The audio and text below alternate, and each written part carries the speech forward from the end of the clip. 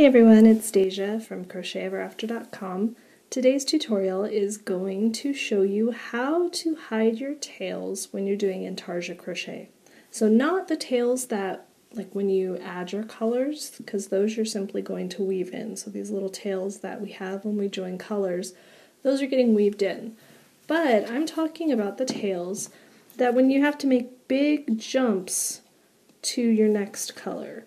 So this is going to make more sense as I show you, but if you have a graph or a pattern that you're following and you have a big jump and you've already tried to do it and you're like, how am I going to get this yarn that's way over here all the way over here and still have a reversible fabric?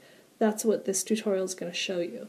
So the basics of Intarsia, I have that tutorial available. I'm not going to go over the basics in this tutorial. This is just about hiding your edges or hiding your tails. So if you need that, go check that out first. But we're just going to dive right into hiding the tails. So as you can see, what I have here is a makeup of this little pattern.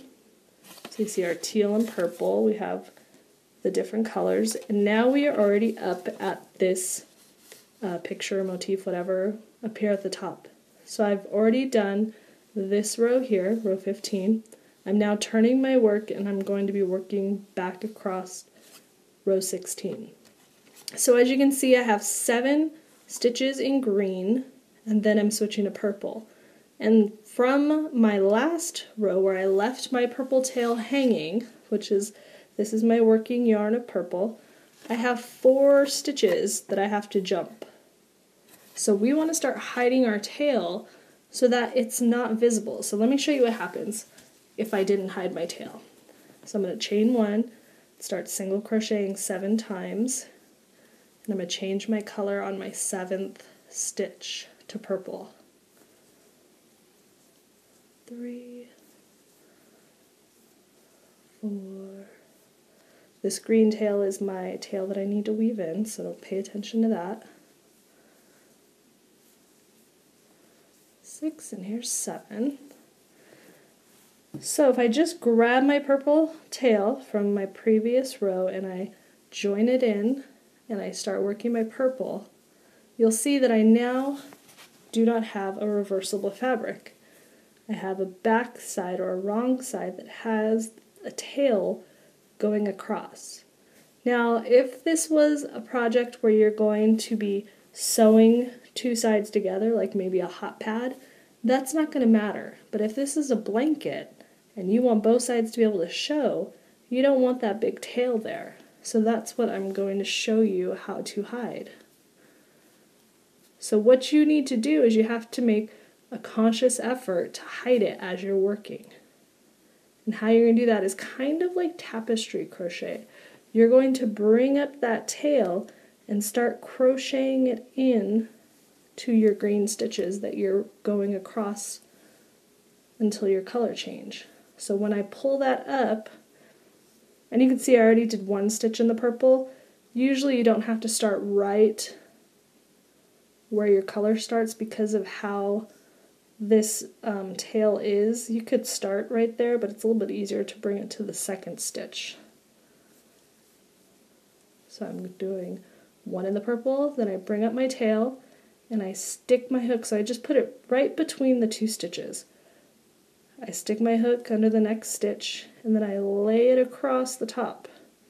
And when I yarn over and pull up my green loop, it's now trapped a little bit in between that stitch, and then once I finish the stitch, it's completely trapped in that green single crochet. So now instead of that really long tail, I just have this little short one that kind of blends in with my purple. So it creates a much nicer looking effect on the back side of my stitches, so I can still have that reversible fabric.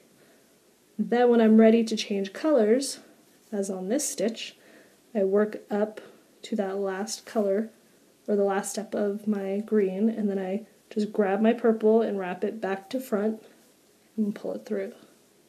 Remember, you know what? This is the wrong side row, so don't forget that you want to bring your color that you're not going to be using to the front of your work before you change color. all of our wrong sides, we want to put our tails in front, and that's covered in the basics of Intarsia, so if that looked really strange, go check that out and it'll explain it.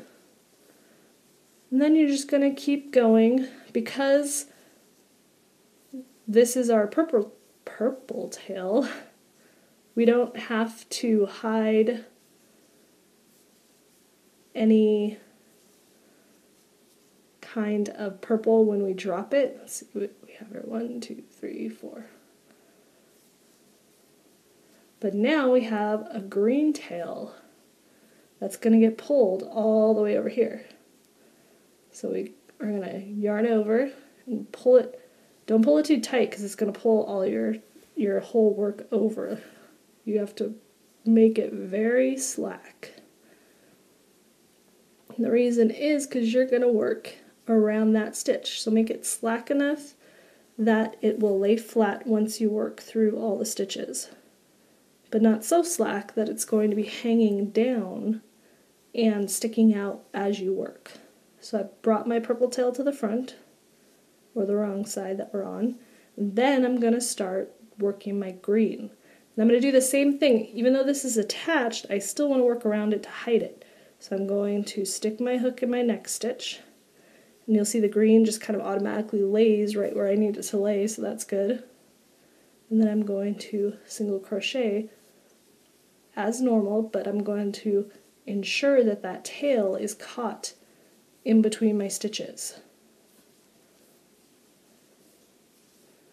And that way I have a reversible fabric that I can use.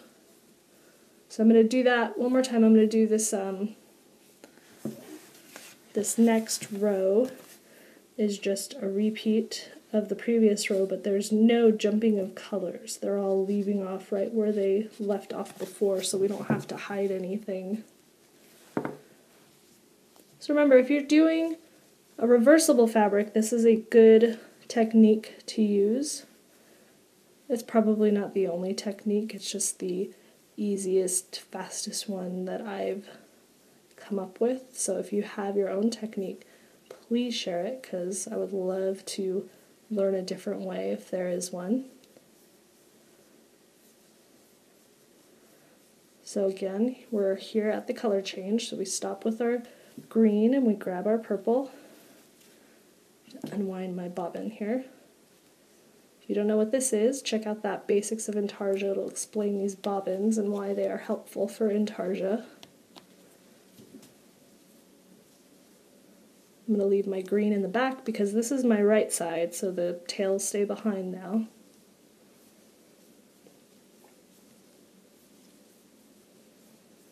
And the reason that you want to have a right side and a wrong side is because of those little tails. So the little pieces that kind of cross over, if those were kind of alternating on each side, you might notice them. But when they're all on just one side, it looks like part of the stitch. So that's why it's good to keep all your tails, all your tails on one side. Okay, now I'm going to put my green.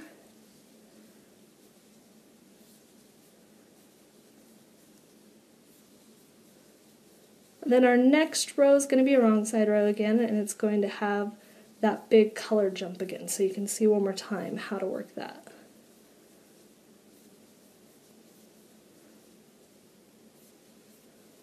Now if you're wondering what kind of hook I'm using, this is the Clover O'More, but this is a US H. This is worsted weight yarn, and an H is a smaller size hook for worsted weight yarn.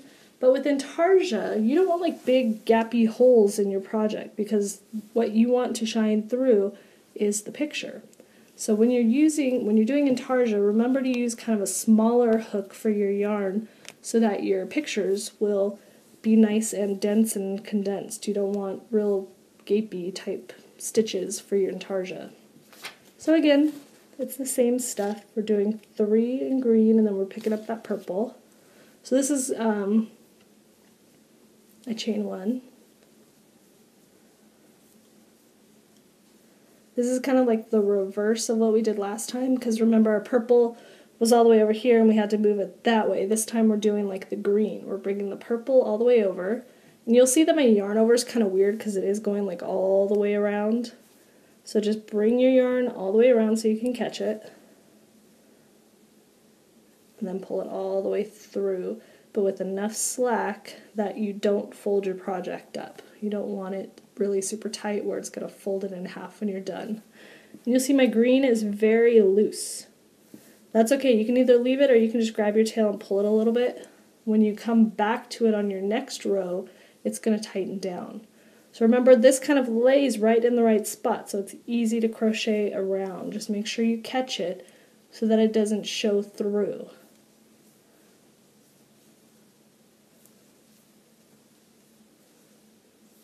So we go all the way across again. And this time we have to remember, because our green is now where our purple was in that previous row that we had to fix. And I just remembered that I did not bring my green to the front. I'll fix that in a little bit. Remember, bring your tails to the front. This isn't a normal project I'm working, so it's not ingrained in my brain yet. So this, we're going to have to start hiding this green. So remember, usually I start hiding it on the second stitch of the color, because it's just a little bit easier because it kind of ends right on that second stitch. So I'm going to do my first stitch in purple. I need to unwind more. And now I'm going to bring up my green and start hiding it in my stitches. And only have to hide it for a couple of stitches.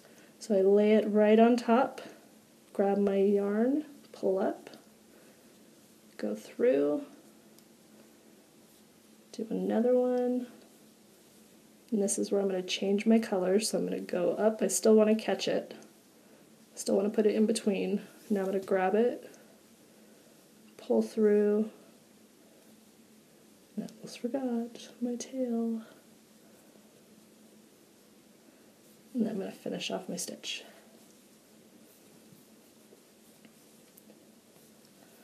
So, except for this lone tail over here, you can see that the front of my work, this is that stitch from my tail. I just pull it and it tightens it right up.